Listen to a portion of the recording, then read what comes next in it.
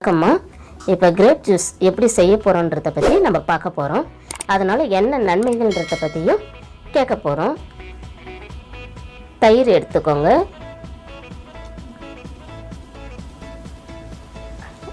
ஒரு கிளாஸ் தண்ணி எடுத்துக்கோங்க.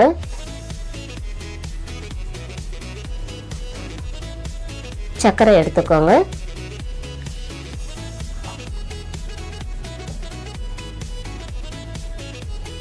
ஒரு கிண்ணம் திராட்சை ஜாரில் போட்டுக்கோங்க.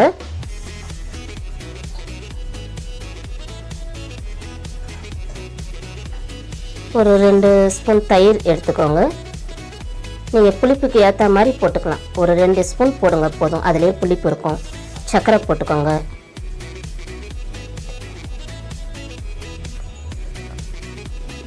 திராட்சை உடம்புக்கு ரொம்ப நல்லது. இதயத்துக்கு ரொம்ப வலிமையானது. ரொம்ப இதய வீக்கம் உள்ளவங்க இந்த திராட்சை ஜூஸை குடித்தா ரொம்ப நல்லது. வீக்கம் கம்மியாகும். சர்க்கரையும் திராட்சையும் சாப்பிட்றதுனால வயிற்று புண் ஆறும். உடல் நடுக்கம் குறையும். ரொம்ப உடல் நடுக்கம் இருக்கிறவங்கெல்லாம் இதை குடித்தோம்னா ரொம்ப தெம்பாக இருக்கும். அதே போல் ரொம்ப தூரம் பிரயாணம் செய்கிறவங்க இந்த ஜூஸை குடித்தா அசதி குறையும். இதுக்கு சர்க்கரை சத்து அதிகமாக இருக்குது.